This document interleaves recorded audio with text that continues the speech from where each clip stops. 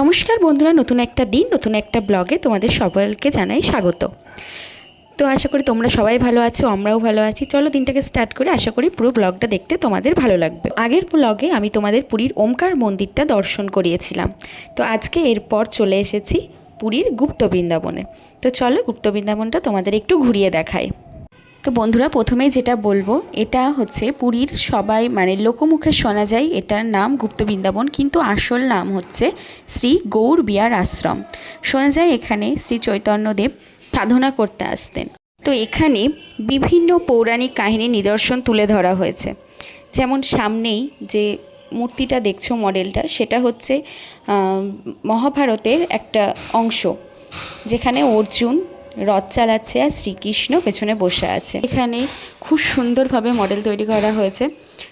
তো এইখানে আরেকটু সামনে এগিয়ে এসে এই জায়গাটায় ছোট্ট একটা নন্দনকানন মতো তৈরি করা হয়েছে, যেখানে নানান ধরনের পশু পাখির মডেল রয়েছে।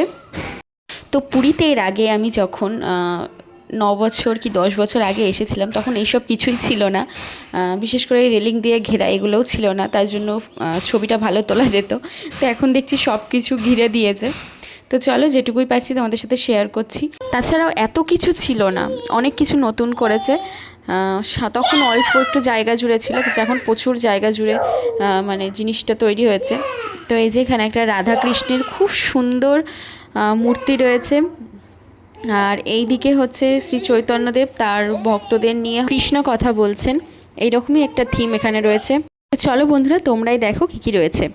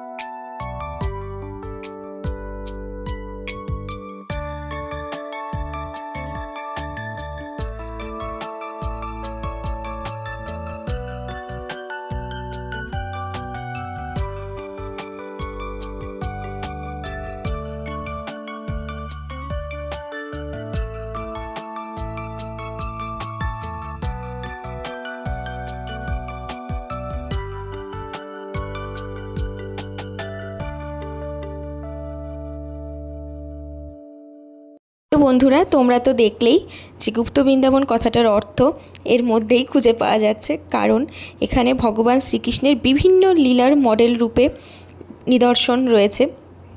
যেমন এই জায়গাটা, হয়তো এই জায়গাটা একটু পরিচর্যার অভাবে এইরকম, তাছাড়া দেখতে খুবই সুন্দর। পদ্ম ফুলে হয়তো আগে ফুটেছে, নিচে জল শুকিয়ে গিয়েছে, ওই জায়গাটা জল টল দিলে একটু দেখতে ভালো লাগতো। আর একটু ঝোড়ঝাড় হয়ে গিয়েছে, সেগুলো একটু পরিষ্কার করলেও ভালো লাগতো। তো ওই যে ওইদিকে শ্রীকৃষ্ণ আর রাধা বসে রয়েছে।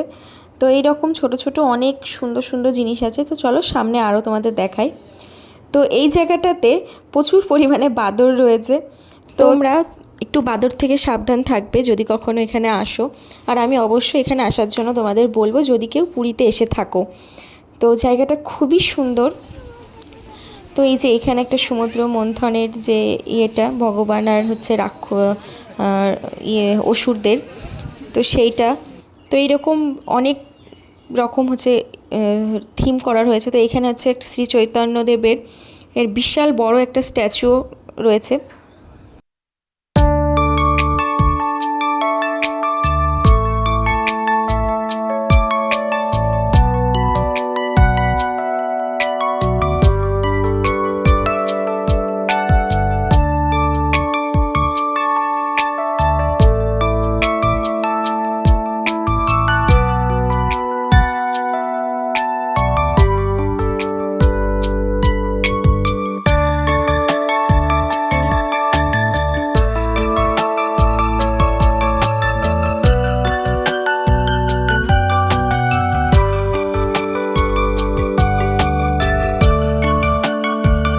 বন্ধুরা আমরা নিধিবন থেকে ফিরে এসেছি হোটেলে।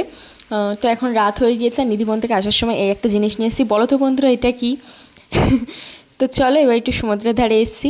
তো বন্ধুরা ভিডিওটা আর এখানে করতে পারছি না, কারণ সারাদিন খুব খাটাখাটনি হয়েছে, তাই ভাবছি একটু সমুদ্রের ধারে বসবো। বন্ধুরা আমি ভিডিওটা এন্ড করছি না, চলো তোমাদের সাথে দেখা হচ্ছে পরের দিনের ব্লগে। তো বন্ধুরা আগের দিন তো বললাম যে ভিডিওটা এন্ড করতে পারিনি, তো আজকে হচ্ছে সকালবেলা থেকেই মা বাবা আর এসেছিলেন তাইমশাই, তারা জাইবু দিদিভাই, এরা সবাই নন্দনকানন এই ট্যুরটা করতে গিয়েছিল। আমরা যাইনি, ছোট মেয়ে নিয়ে গরমের মধ্যে কষ্ট হয় বলে, তাই জন্য আমরা ভেবেছিলাম যে আমরা বিকেলের দিকে পুরী জগন্নাথ মন্দিরটা দর্শন করতে যাব, কিন্তু দিদিভাইরা ওখানে ওই ট্যুরটা করতে গিয়ে ওখানে গিয়ে শরীর খারাপ হয়ে পড়েছিল, তাই জন্য ওরা বাড়ি চলে এসেছিল। আর বাবা মারা ছিল, ওরা ঘুরছিল, তো আমরা রিজার্ভ করতে হয় গাড়ি। তো হচ্ছে এখন আমরা বেরিয়ে যাচ্ছি বিকেলবেলা, সবাই রেস্ট নিয়ে খাওয়া দাওয়া করে এখন বেরিয়ে যাচ্ছি পুরীর মন্দির দেখতে। তো সত্যি কথা বলতে পুরীর জগন্নাথ মন্দির আমি তো এখন দেখে পুরোই অবাক, মানে সব কিছু পাল্টে গিয়েছে। যেরকম আগে এসে দেখেছিলাম সেরকম কোনো কিছুই নেই। আর আগের বার যখন এসে আমরা গিয়েছিলাম সেটা হচ্ছে পুরীর মন্দিরের সামনেই আমাদের নামিয়েছিল, কিন্তু এখন পিছন দিকটায় নামিয়ে দিচ্ছে গাড়ি করে গেলে। তো সব কিছু চেঞ্জ করে দিয়েছে, মানে সব কিছু এত সুন্দর তৈরি করেছে, চারিদিকটা বাগান আর ফুলে ভরা। তোমরা গেলে অবশ্যই মন শান্ত হয়ে যাবে, ওখানে বসেই থাকতে পারো, বসে তুমি পুরীর মন্দিরটা চোখ ভরে দেখতে পারো। তো এই হচ্ছে পুরীর মন্দির, চলো তোমাদের সাথে পুরোটা শেয়ার করি, তোমরা দেখো।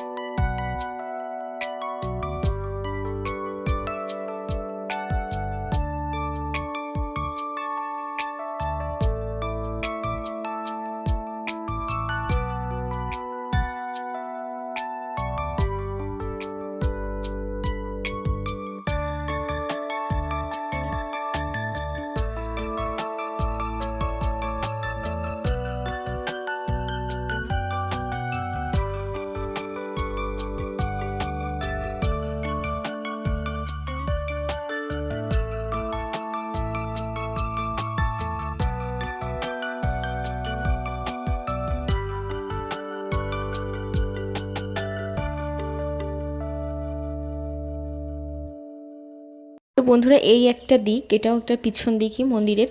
তো এই দিক দিয়েও একটা গেট আছে, কিন্তু এদিক দিয়ে ঢোকার কোনো রকম ঢোকা যাবে না, কারণ এদিক দিয়ে তারাই ঢুকতে পারবে যারা একটা পান্ডা নেবে। তো আমরা পান্ডা নিইনি, তাই জন্য আমাদের আবার সামনে দিয়েই ঢুকতে হবে। তো চলো সামনের দিকে যাওয়া যাক।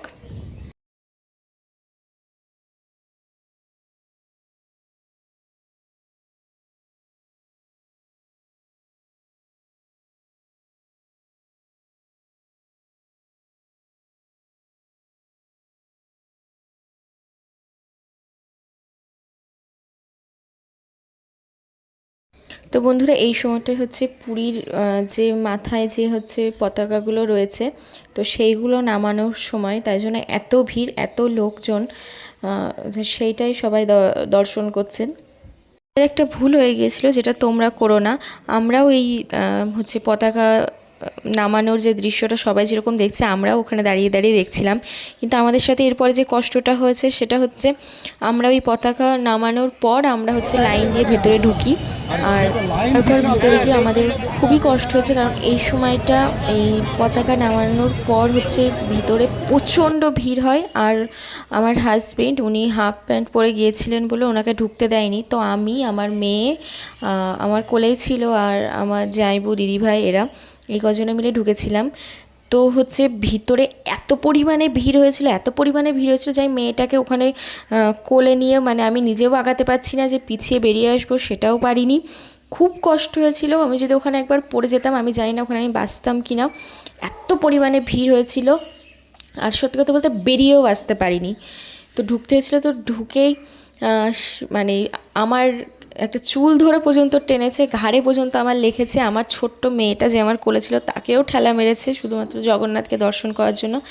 তো আমরা কোনো মতে, তো আমার ননদ দিদিভাই সে তো কেঁদেই ফেলেছিল যে জগন্নাথ তুমি আমাকে বের করে দাও, আমি তোমার হচ্ছে দর্শন করবো না, তুমি আমাকে বেরই করে দাও। তো জানি না ভগবানই একজনকে পাঠিয়েছিলেন হয়তো এই ভিড়ের মধ্যে। একজন হচ্ছে স্টাফ এসছিলেন, তো তিনি আমাদের হাত ধরে একটা দরজা যেখানে তালা মারা ছিল, তো একটা পুলিশ সেখানে দাঁড়িয়েছিল, তাকে বলে শুধুমাত্র আমাদের ওই 4 জনকে ওখান থেকে টেনে পুরীর মন্দিরের ভিতর থেকে টেনে বার করে এনেছিল। না হলে হয়তো যে কী হতো আমি নিজেও জানি না। আমার মেয়েটা তো খুব মানে কষ্ট পেয়েছে, আমরাও কষ্ট পেয়েছি, শুধু আমার মেয়েটা কাঁদেনি এইটুকুই। আমরা মানে ওখানে যারা ছিল তারা প্রচণ্ড কষ্ট পেয়েছে, আর শুধু আমাদের 4 জনে আমরা বেরিয়ে আসতে পেরেছিলাম। তো এই দিন ভগবানের দর্শন আমরা করতে পারিনি, জগন্নাথ দেব হয়তো চাননি, তাই আমরা জগন্নাথ দেবের দর্শনটা পাইনি। তো বাইরে এসে এরপর দেখছি ওই যে ধ্বজাটা নামানো হচ্ছে। তো তোমরাও দেখো পুরীর ওপরে যে মন্দিরে যে চূড়ায় যে পতাকাটা লাগানো থাকে, তো সেটা নামাচ্ছেন। আর এই সময় খুব চিৎকার হচ্ছিল, সবাই নাম করছিল। এটাই যে ভগবানের দর্শন করতে সেদিন আমরা পারিনি।